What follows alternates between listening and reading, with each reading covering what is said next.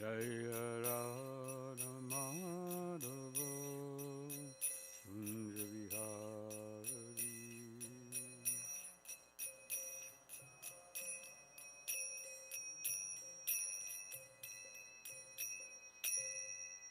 Jai Jai Shri Prabhupada Ki Jai Samadhita Bhaktivinoda Ki Jai Gaur Premanandi Hari Hari Gaur.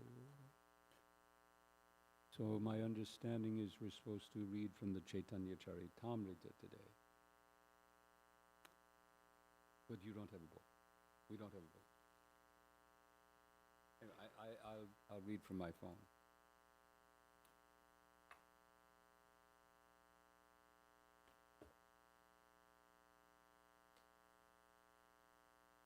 It's okay. I'll read from here. And I want to welcome Alicia, who's visiting here for our first time. This is a very, you could call this a diving into the deep end. Because what we're doing this morning is sometimes described in our tradition as the postgraduate study of spiritual life. So it may be very unfamiliar to you. My wife, Atita Guna, this is Alicia, maybe you can also help her out. So please bear with us. After the talk, perhaps one of the devotees can try to unpack things for you, because I'm sure this is quite a lot to digest for someone who is not familiar with this tradition. Some of you, I don't know if you're free or you're doing something that you can tune in while you're working or serving. At 10 o'clock, I'm doing a podcast, and the topic is particularly how to tailor the message of Krishna consciousness to two groups. And the way the groups have been defined is those who are familiar with things like Krishna, garlands, basically people who have, like you, let's see, you, you're all familiar, right? I mean, you grew up with garlands and temples and Krishna, and I mean, these are not unfamiliar terms to you, correct? Yes. But Dustin and me and Janmashtami and Rugaya and I guess Kana, we never heard these things when we were growing up. We never heard Krishna. We never heard about temples, deities, garlands. Yes, we heard about garlands in Hawaii, right? Luau's. Right? You get a plastic garlands. Yes, right. Actual flowers. That's totally new. So we grew up in a very, very different tradition. So when we encounter the practices that are here in our center, then it's very strange. It can be very strange. So today I'm having a talk with a very senior devotee named Akantadi. It's at 10 o'clock on the YouTube channel GBCSPT, so you can tune in if you like. I shared it in the residence group. And we're going to talk about how to tailor the message according to people who are familiar and people who are not familiar. Okay, so, but you've become familiar, and that's the, those of us who were not familiar are now familiar. I mean, we've become quite familiar with everything. And today we're going to enter into Sri Caitanya Caritamrta. So, the verses I was given for today, and let's begin with our invocation. Om Namo Bhagavate Vasudevaya. Om Namo Bhagavate Vasudevaya.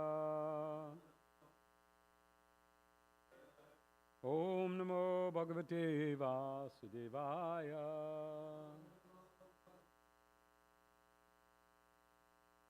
So, first number, one second. I had it here, now it's gone. One second.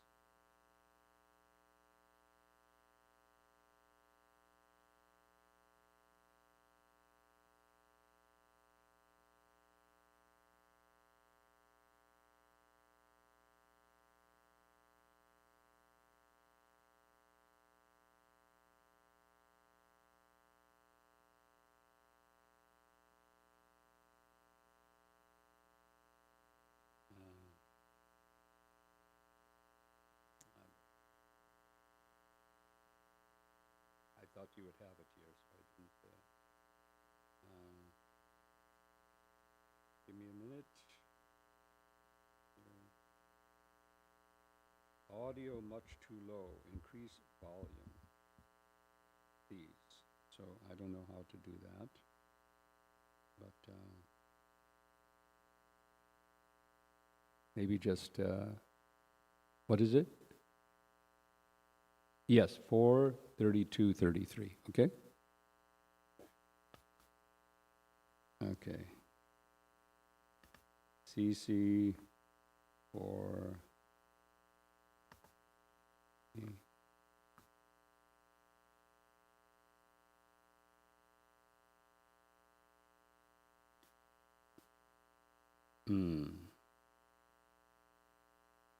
No, that's not it.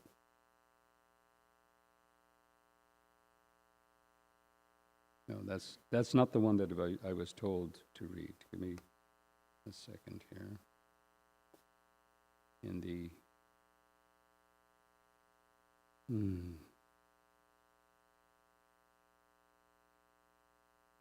the list here.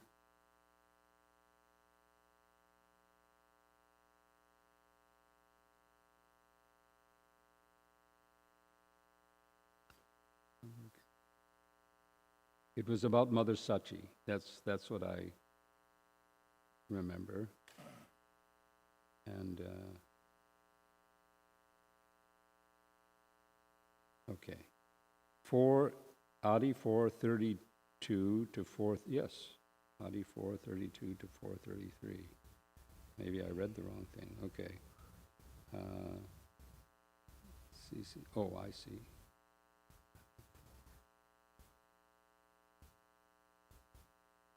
Okay. Adi 4, yes, Adi Lila 4:32. Ace, you got it up there? Okay. Aisha Vrasa Niryasa Kariba Ashvad. Edvari Koriba Sava Bhaktare Prasad.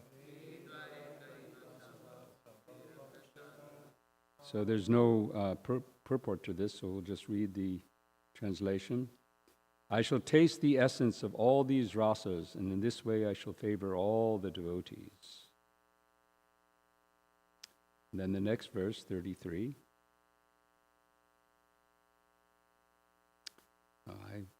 Okay. Vrajera nirmalarag suni bhaktagan.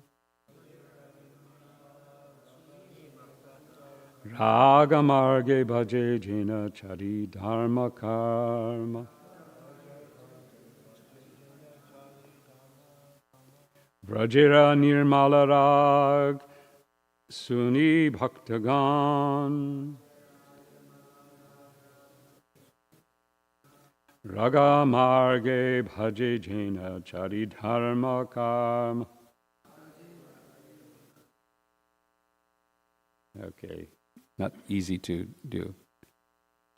Oh, it's not coming up. Oh, why is that? Okay. All right, there's better. Vrajera nirmala raga suni bhaktagan. Raga marge bhaje jena charidharma karma.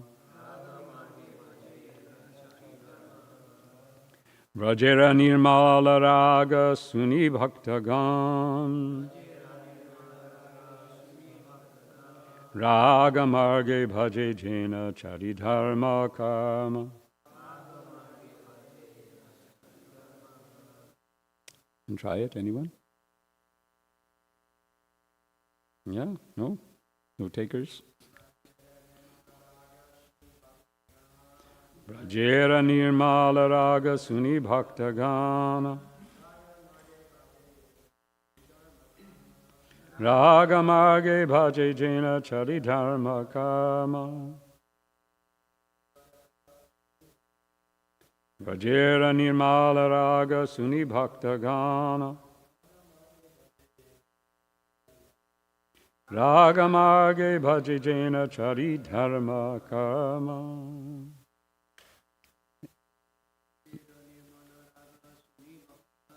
Vajera nirmala raga suni bhaktagana.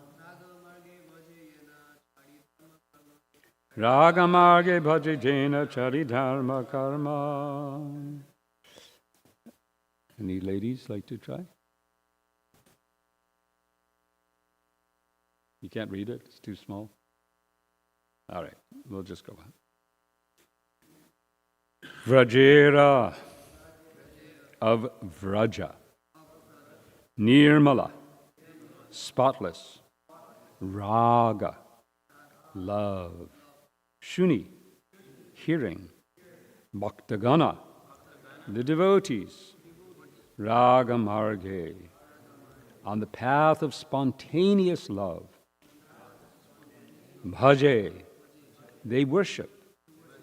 Jena, so that. Chari, giving up. Dharma, religiosity. Karma, fruitive activity. Translation and purport by His Divine Grace A.C. Bhaktivedanta Swami Srila Prabhupada.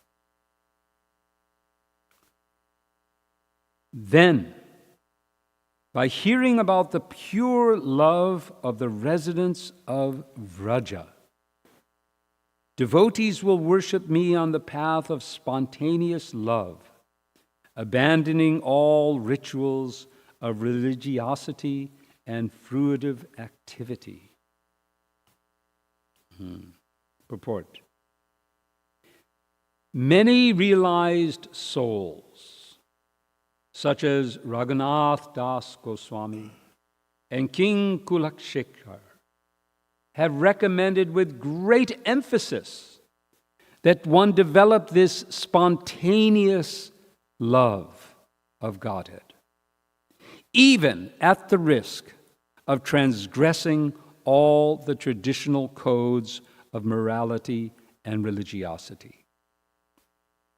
Sri Raghunath Das Goswami, one of the 6 Goswamis of Vrindavan, has written in his prayers called the Mana Shiksha that one should simply worship Radha and Krishna with all attention.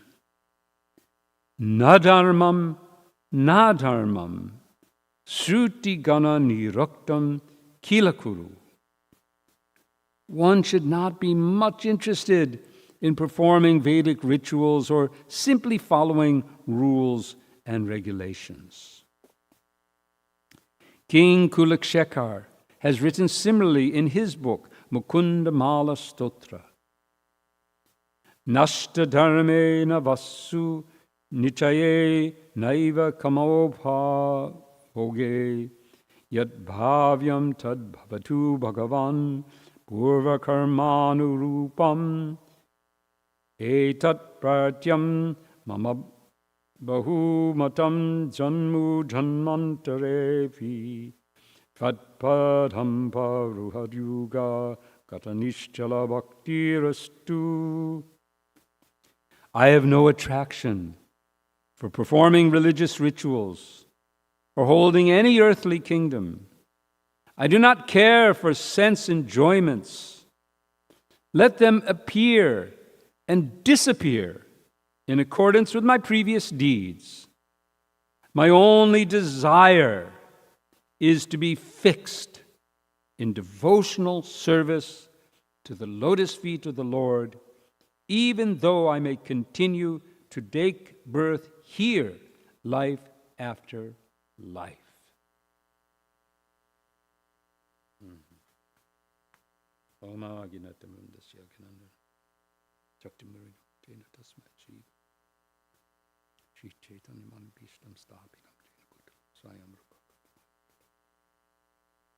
Mukam karoti vachalam bangkundayate Chadkripa tamaham bande Shri Guru Dinatayana Parmanandamada Shri Chaitanya. Hare Krishna. So, verse 32 again. I shall taste the essence of all these rasas, and in this way I shall favor all the devotees. And then text 33. Then by hearing about the pure love of the residents of Vraja, devotees will worship me on the path of spontaneous love, abandoning all rituals of religiosity and fruitive activity. So this chapter in the Caitanya Caritamrta is entitled The Confidential Reasons for the Appearance of Sri Chaitanya Mahaprabhu. Now, I hope I can say something about this. I actually misread what was the verses we were supposed to do and studied something completely different, something very wonderful, but not what we're talking about today. So please, in advance, bless me.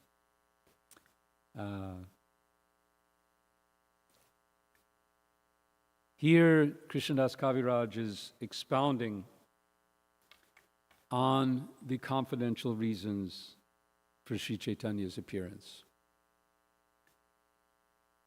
We all understand that Sri Chaitanya is God, Krishna. And Krishna in the Bhagavad Gita tells us that he appears from time to time. He says that when there is a decline in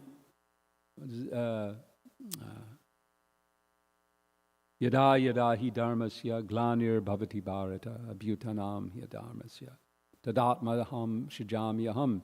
That from time to time when religion declines, when irreligion increases, then I appear. And why do I appear? Paritanaya sadhunam vinashaya chaduskritam. That I come to deliver the devotees and destroy evil in the world.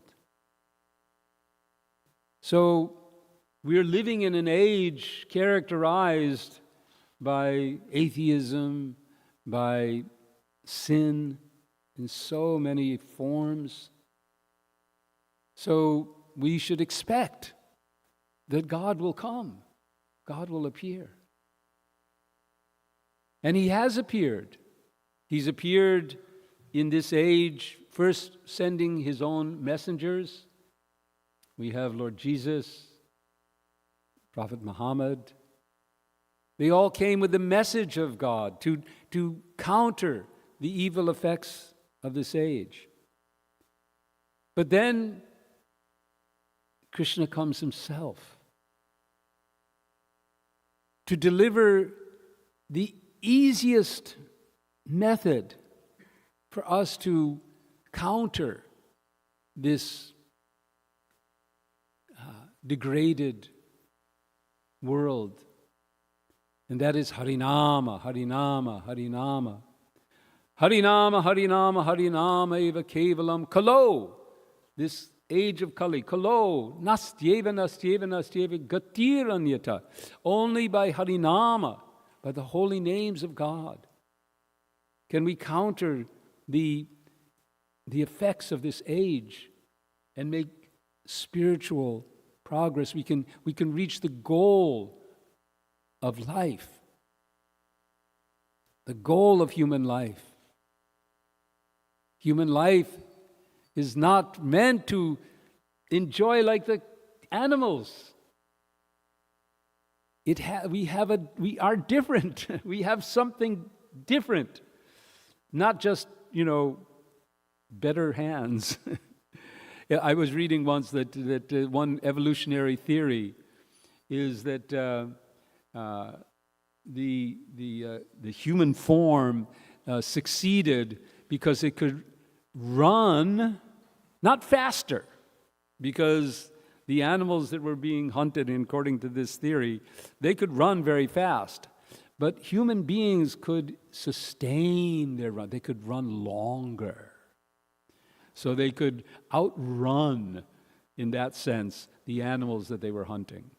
This is a theory of modern, what would you call it, anthropology or whatever. Of course, we don't agree with any of that, but still, it's an interesting theory. But then what is that? What difference? It just means that you're an animal that can run a little better in some ways. Of course, many of our senses are inferior. We can't see as well as the eagles. We can't hear as well as even the dogs.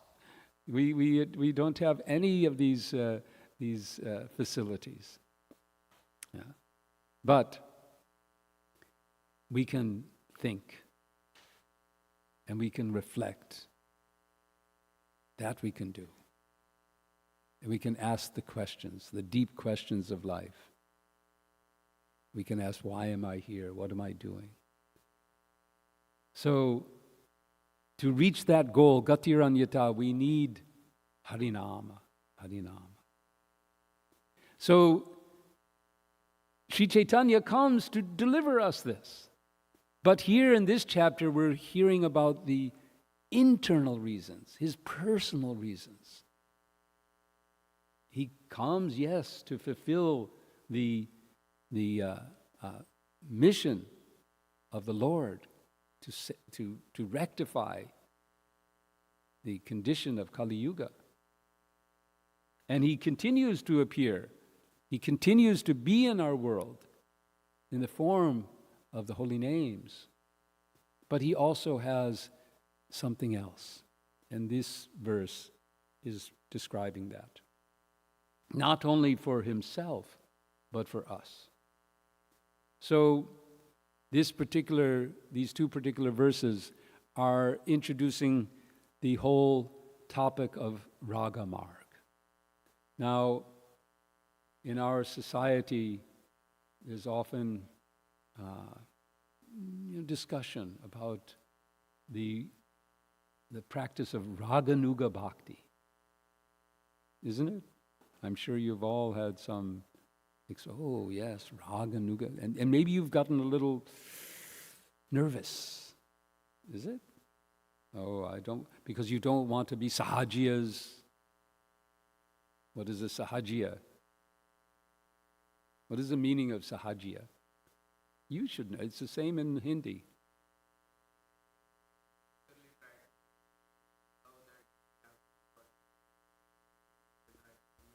They make an imitation, yes. Yes.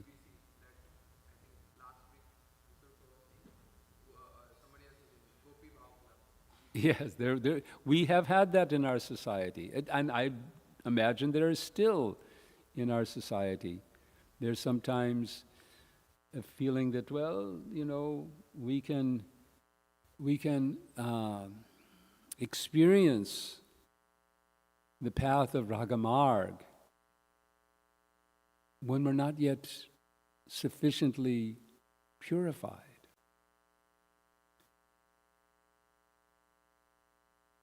And this has happened. And if we try to follow the practice of Raganuga Bhakti, of course, now one thing should be very, very clear, is that externally there really is no difference between the practices of a devotee on the path of Haidi Bhakti and the path of Raganuga Bhakti. It's the same chanting, it's the same reading, it's the same worship, all of the activities that are performed in Vaidhi Bhakti are the same as in Raganuga Bhakti. The difference is the mood of the devotee. Prabhupada gives the term here, spontaneous.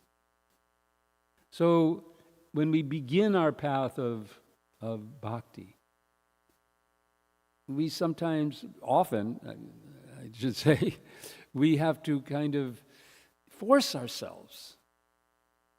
Our inclinations are to enjoy this world, to enjoy our senses. That's been our path forever. And because of our conditioning in that respect, we keep thinking about ways in which we can do that. And when the demands of bhakti, when they come into our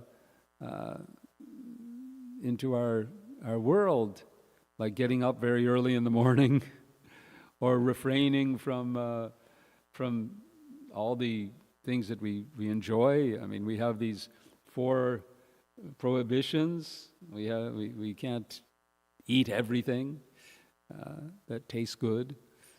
We especially those things that,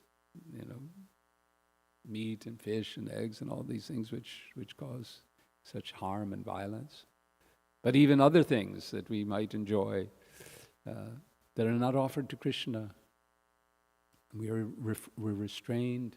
We're restrained from sexual activity. I was just reading yesterday in Bhagavad Gita where Prabhupada is describing, he's commenting on the verse in the Gita where Krishna is describing the process of what Prabhupada calls it Sat Chakra Yoga, the yoga of controlling your breath and fixing your mind, and we also call Ashtanga Yoga and so on. And there it says you have to be celibate, and Prabhupada says this is practically impossible in this age. So in the beginning we have to push, we have to say, okay, and especially when it comes, we have to sit down and chant 16 rounds. That's 2 hours of simply chanting.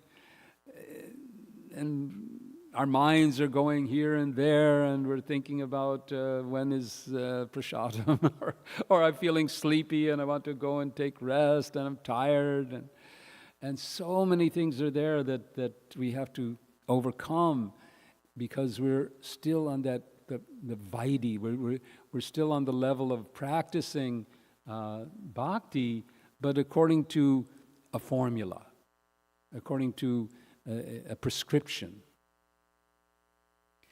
And Raganuga, the Raga Marg, is when those same practices, chanting the holy names, hearing about Krishna, coming before the deity, cooking for Krishna, everything that we're doing now, we begin to want to do it. We really begin to really, really want to do it.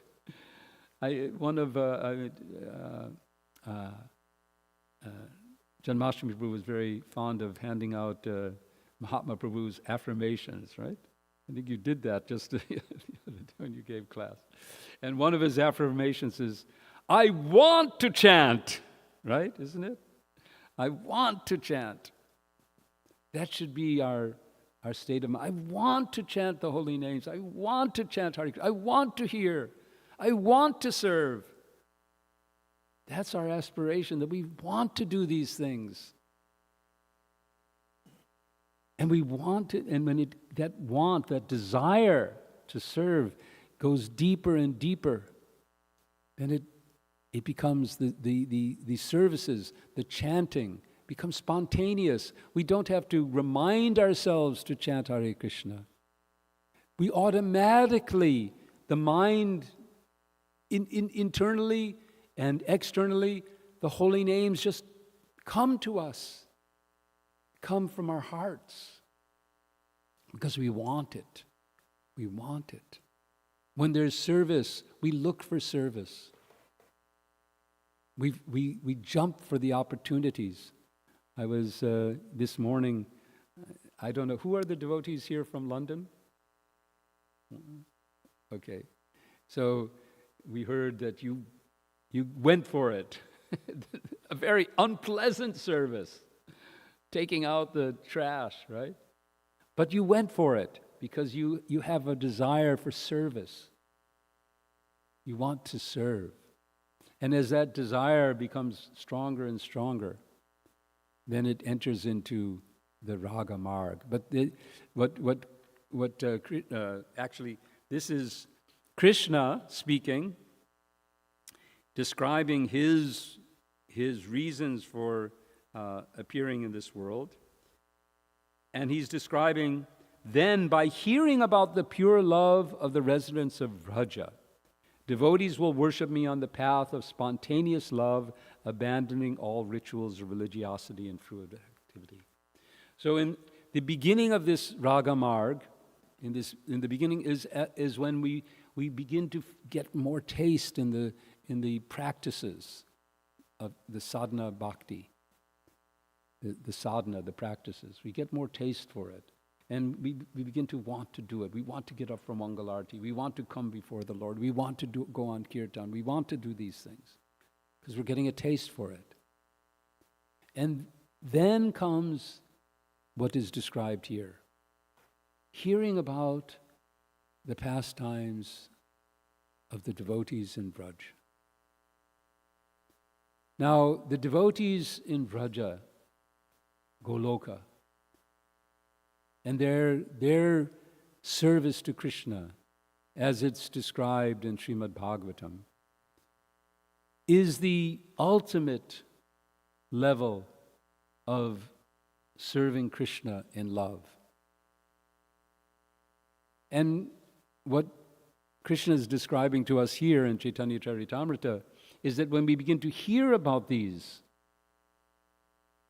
the more we hear about them, then naturally, without anything artificial, the sahajya process is to think that by simply laying claim, or there is a process where a guru will say, okay, now you are a peacock, or you are a gopi, or you are a this or that. And that by imagining ourselves in this way, and then thinking of ourselves in this way, that we can then become that. But that's not the path outlined by our acharyas, especially Srila Bhaktisiddhanta Saraswati Thakur and Srila Bhaktivedanta Swami Prabhupada. They very, very clearly said that our understanding, the revelation of our intrinsic relationship, because we do have within us, we are all pure spirit souls. We're not our bodies. We're not our minds. We're souls. But we have spiritual bodies. I have been practicing for now 55 years. Okay.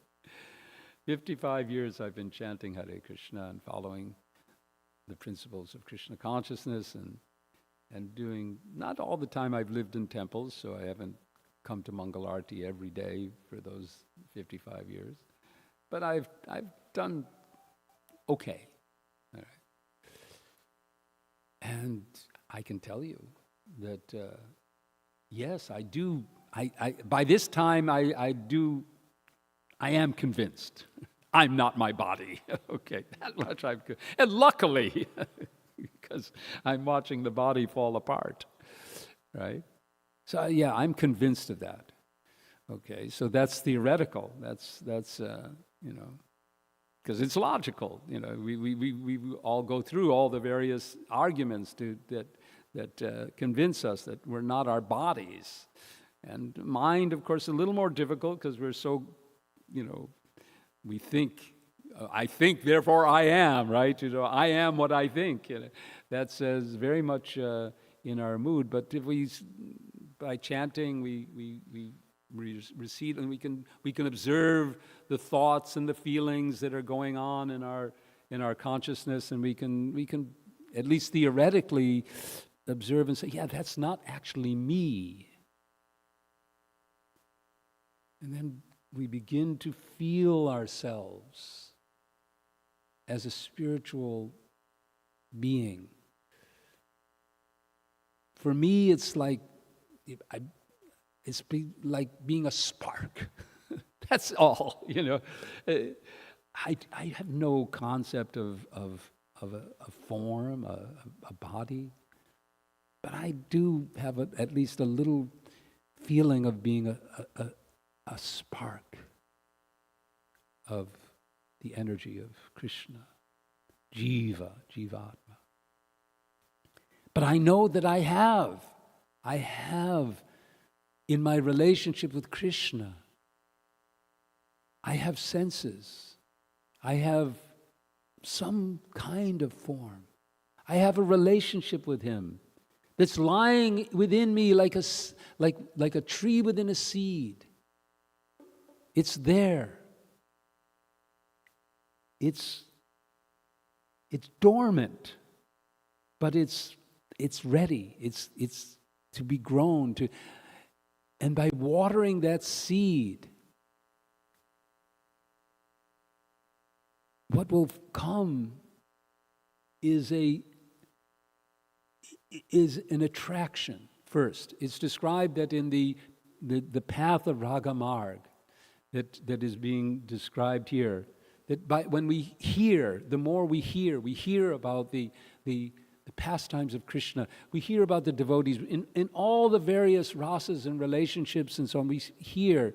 And then that hearing, as described here, in Caitanya Caritamrta, that hearing, that will gradually awaken spontaneous attraction for something, some specific form of relationship with Krishna. That will arise simply by our continued practice of chanting and hearing.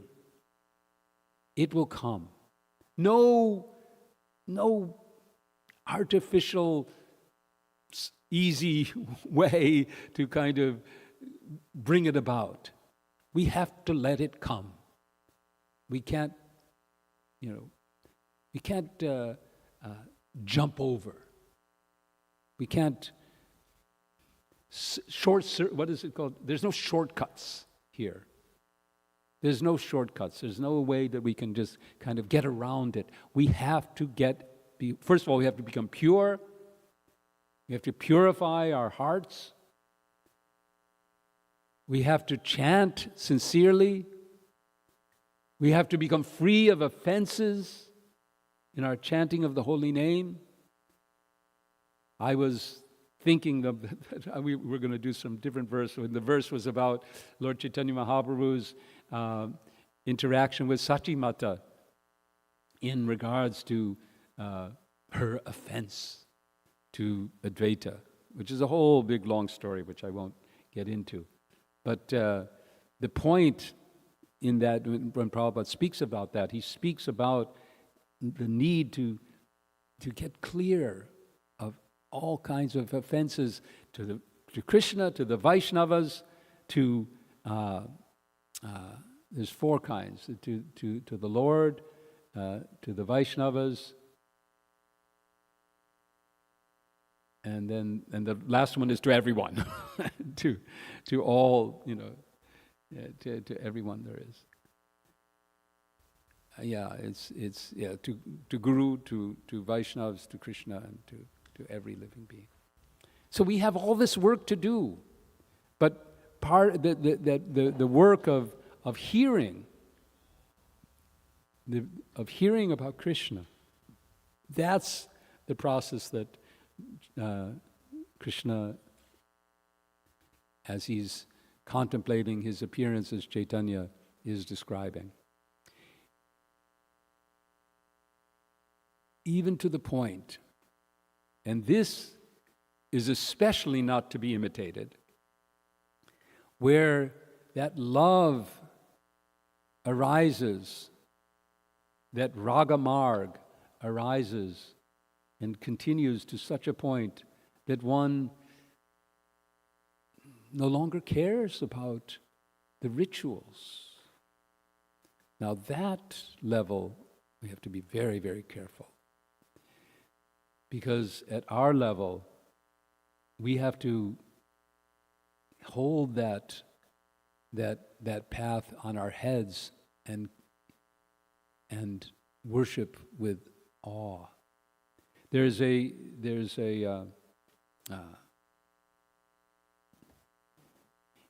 Although we do, to some extent, we do go a little further. There's I'll see if I can pull it up. I've mentioned this a few times, that Bhaktisiddhanta Saraswati Thakur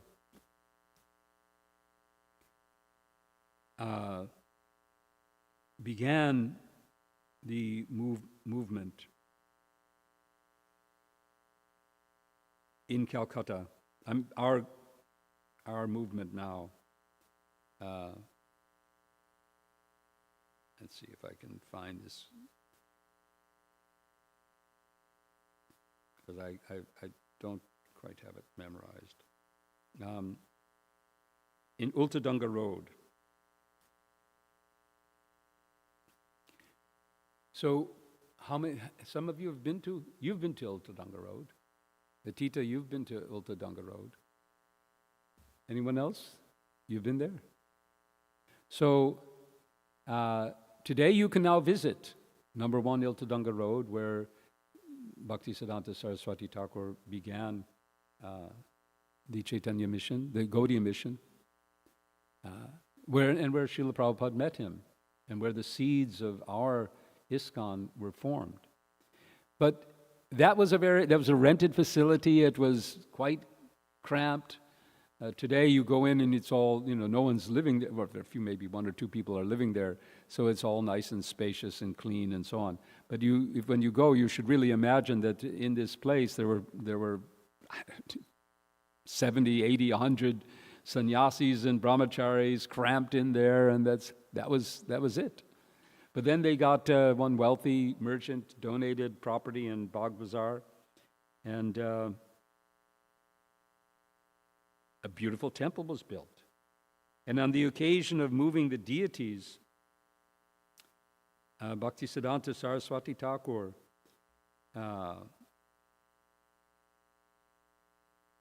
composed a verse.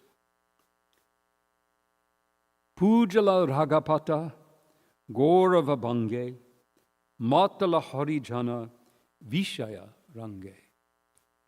So the purport of this is that they're moving into a opulent, they were in very humble circumstances at Ultadanga Road. It was austere and humble.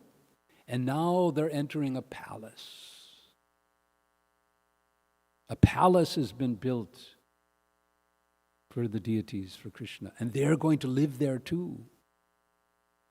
And Bhaktisiddhanta Saraswati is saying that Pujala Raghapat Gaurava Bhange Matala Harijana Vishaya Range, that the devotees carrying Pujala Ragapata Gaurava Bhange with Gaura, there's different translations of this Gaurava, but Bhaktiraka Sridhar Swami Maharaj, he describes this, that how the devotees, the meaning is that we hold that path of we hold that level, that worship of the Vrajavasis.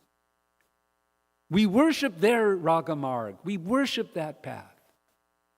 We don't try to imitate it or jump into it. We worship it. We hear about it. And in this way we are inspired. We can use everything of this material world, which for renunciates would all that's as far as we go. We as far as the morality and religion and so on, we do in our movement extend somewhat by using things that that the strict sannyasis, they wouldn't even, cross the ocean. They wouldn't get in a car. They would go barefoot. So one may look at our society and say, "Hey, you guys, look at you. Look at you. You cook so nicely. You live in ashrams that are, well, we do have an austere ashram, but we're not living under trees. We're not going barefoot." So it externally appears that we have set aside some of the so-called, rituals of the sadhus. But we've done it to serve Krishna. We've done it out of love for Krishna. We've done it in order to develop, to perform Sankirtan, and to serve Sri Chaitanya Mahaprabhu. And by doing it in that way, our love, our spontaneous love, gets to awaken gradually. So this is something I can say about today's verses. We shouldn't be shy, thinking that the path of Ragamarg is, forget it, in this life I can't, maybe next life or whatever. No, we should aspire by simply following the practices. We don't have to externally attempt in some artificial way, but we can increase our hearing. We can increase our hearing about Krishna's pastimes in the right way, in the right mood. Not trying to, jump into it in a way that we're not ready, and then think that now I'm advanced. But with awe, with appreciation, we can hear these pastimes to purify ourselves. And we can hear, of course, especially Srimad Bhagavatam, the pastimes of the devotees, even in, like we've been hearing in now about Dhruva. Now Dhruva is not held out as, and here he's not held out as a resident of Vrajavasi, although he's performing his austerities in Vraj, which is very interesting. Dhruva is, what we're hearing, he's doing this in Vraj itself. So perhaps, yes, we can see him. But we can also appreciate that what he's doing is he's cultivating the determination and the greed. Because what enables us to go forward with the sign, the symptom of progress on the path of Ragamarg is the extent to which our desire becomes more and more greediness. We want it, we want more. Not that we chant our 16 rounds and then that's it, okay. But there's that Prabhupada story where someone reflects that Prabhupada is chanting his rounds, and then he finishes. He says, "Okay, I've finished my 16 rounds. Now I can do any damn thing." In other words, sarcastically saying, "Okay, I've done my business. Now I can do whatever I like." No. Often when Prabhupada would say during initiation, so chant. And we would say, chant 16 rounds. And he said, minimum. I'm very much still aspiring for that, to have that desire. But that's our progress. So, we'll end here and have a little time for comments, questions, reflections. Yes, Janmashprabhu. Yeah, I think all our tech support people have all gone to Gitanagari.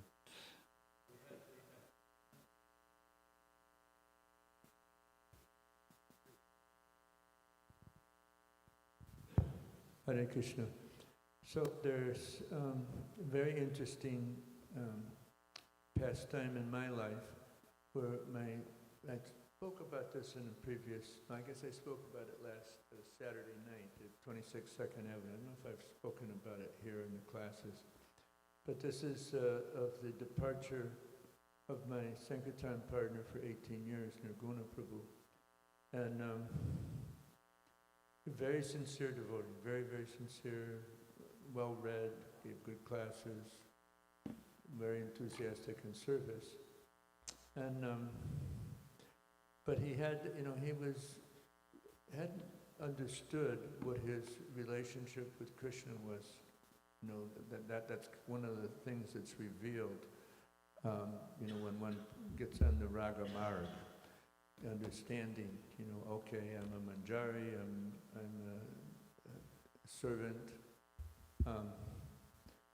So this brings up a very significant discussion that took place between Tamal Krishna Maharaj and Srila Prabhupada in the early days of the Juhu project in Mumbai, which was extremely challenging. So Prabhupada brought in Tamal Krishna Maharaj because he considered him an expert manager, even in extremely difficult circumstances. Like he sent Tamal Krishna Maharaj to Mayapur because he was getting our attempts to purchase property there was being blocked by the Gaudiya Math, and this was challenging. And but Tamal Krishna Maharaj was successful. So one day Tamal Krishna Maharaj exclaimed to Srila Prabhupada, "Srila Prabhupada, how can I think of Krishna? My mind is simply filled with temple finances." And then Prabhupada responded by saying, yes, many lifetimes we've wasted on ourselves.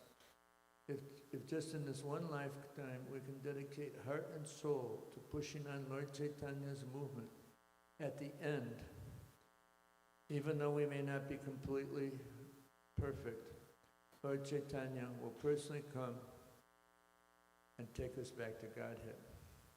And this was my realization of what had taken place with Nirguna, because it just, right at his dying day, when he left his body, it was revealed to him. He thought he was a manjari. This came up in discussion. He had lengthy discussions with Harisari, who would regularly come and read to him for 2 hours from his unpublished Transcendental Diary. And then right at the end, he defied what this one devotee, Dr. Avshani, she's been initiated since, but Radhanath Swami sent him, he was a palliative care, finishing up his training in palliative care, which means the dying process, being able to assist someone who's dying. And, the night before Nirguna left, we had, because he had this huge tumor in his chest that went into his spinal cord, and he was paralyzed from the waist down, and with the paralysis came excruciating pain. So we had a team of 35 devotees massaging his feet and legs 24/7, because we found that by doing that, it reduced the pain very substantially. And of course, he developed really amazing relationships with each of these devotees as well. But even in his sleep, if this massage stopped, and it wasn't tickle massage, it was very vigorous, then he would awaken in excruciating pain, and it would take 3 or 4 hours of massaging for it to subside. He just didn't want to be under barbiturates and leave his body in a comatose state. So one night I went to, and I would get different senior devotees around the world and connect Nirguna with them by phone. So I contacted Jayapataka Swami. He was in Los Angeles. This took place all in Mayapur. And Maharaj was ready to speak with him in 5 minutes. Nirguna had served under him as a temple president in the farm in Tennessee Murari Sevik. And so they had a really good relationship. And I went to Nirguna after everyone left. We had kirtan in the evening with everybody in the community coming. And I went to Nirguna and said, Jayapataka Swamis will speak with you in 5 minutes. And Nirguna was very quiet, and I could tell by his body language, just leave me alone. That was his mood. And so then I went, the devotee that was massaging his feet and legs at the time was Grahila, who was the indexer for the North American BBT. And I went to Grahila and said, what's going on with Nirguna? And he said, I don't know, Jamastami, but I think he's about ready to leave his body. So this is around 9:15 at night, and Dr. Avnish had already taken rest. So I woke him up, told him what Grahila said, and then he came and checked. He said, yep, he's only got a few hours left. You know, he couldn't even detect blood pressure, and his pulse was very, very weak, and was only breathing 2 or 3 times a minute. So I called everybody back, and we had all-night kirtan, and after Mangalartik, I invited all the devotees to come. There were 80 devotees in my first flat, which we turned into a classroom, 16 by 20 feet, and ecstatic kirtan going on. And like at around noon the next day, there was one devotee, Bhakti Vishwambara Madhava Swami, who left his body, I think, last year. And he was sitting right next to Nirguna's head, and I was next to him. Harisari was over on the other side, Pankajangri Jananivas. And then in the middle of this intense kirtan, Bhakti Vishwambara Madhava Swami grabbed my thigh, kind of scared me. He said, Jamastami, look, Nirguna's singing along with the kirtan. You know, his lips were moving. And then all of a sudden, I left an important point out. He revealed to one of the caretakers, like 2 or 3 weeks before, that he had an understanding that he was a manjari in Krishna Leela. But he wasn't sure, and he was waiting for an invitation. And this was an ongoing discussion that took place between Nirguna Prabhu and Harisari Prabhu, who spent the last 2 years of Prabhupada's life very intimately associating, serving him, secretarial work. And so then, I'm getting right to the end. Then in the middle of the kirtan, Nirguna opens his eyes, he's got this beaming smile on his face, he raises his arms up in the air and starts chanting along with the kirtan. Completely defied what Dr. Avnish knew about the dying process. And he kept singing along with it. It was incredible. And big smile on his face. And then in the middle of the kirtan, Harisari heard him say, get your piece and go. And it was, you had to put your ear right next to Nirguna's mouth in order to hear for the last month. He hadn't eaten anything in a month because the tumor restricted him from taking any solid food. And the part of what, so then Harisari was bewildered. Get your piece and go. Now the Nirguna's Ishtadev was Giriraj. The first photo, or first painting that he saw of Krishna was Giriraj on a BTG cover when he was a university student, and it just had real deep relationships. So Ramadevi, Pancaratna and Atita Guna know her. She was a midwife, so she was kind of heading up a lot of the medical team. She had a Govardhanshila, and so Nirguna was on a hospital bed. We put it right on his chest, so he was just constantly meditating on Giriraj. And then at the end, the last day or two, Harisari put it right in his Giriraj in his hand. So then, so Nirguna exclaimed, "Get your piece and go." So Harisari asked, "Peace? Did someone say something to you, Nirguna?" And Nirguna said, "Yes." And then Harisari inquired, "Who?" "Giriraj."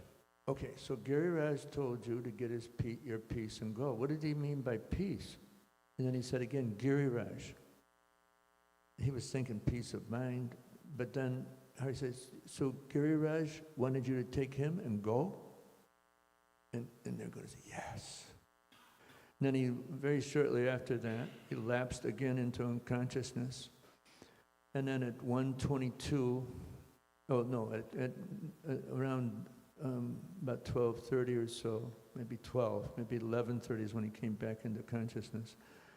I arranged for Radhanath Swami to speak with him.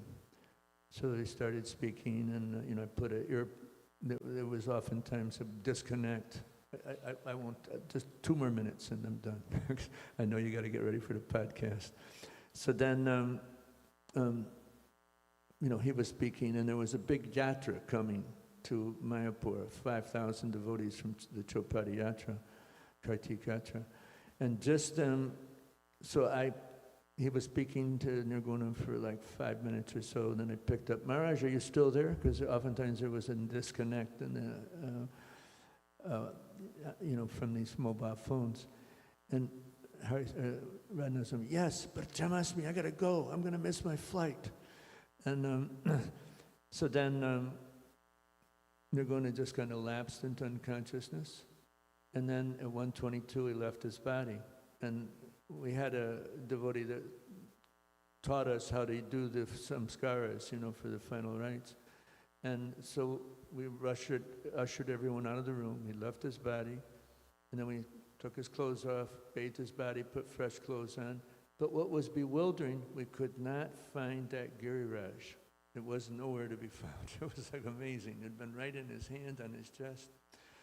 And so he left his body, took him 3 times around, and I offered artik to his body with tears were streaming down my cheeks out of ecstasy, not out of sadness.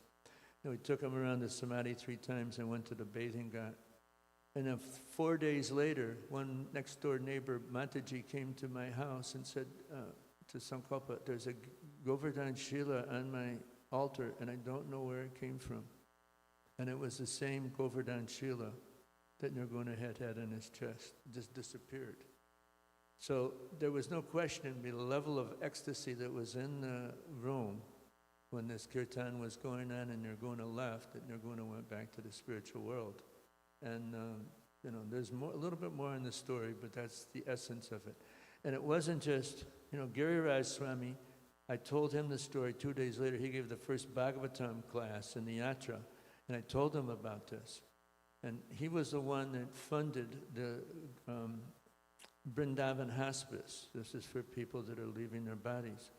And, he gave the class, hour-and-a-half class, and then we spoke for 45 minutes. He just had heart surgery, but he was so interested. And then he asked me, like 2010, this was 2007 that he left, just after Govardhan Puja. We went to, I went to meet someone in a devotee, another sannyasi at the opening of the hospice, and Giriraj asked me to tell this story. And they published it in life's final exam. Okay, he's got to go. It's 10 minutes after 9. Yeah, I know. Okay, so sorry. But anyways, and Giriraj Swami, it's not just Nirguna Janmastami Prabhu, No, it's happened to many devotees. Yeah. So dedicate your life to pushing on Lord Chaitanya's movement. Hear and chant, but then Lord Chaitanya will personally come and take you back to God. Hare Krishna. Thank you. Hari Bol. Jai Shri Prabhupada. Hare Krishna. Hare Krishna.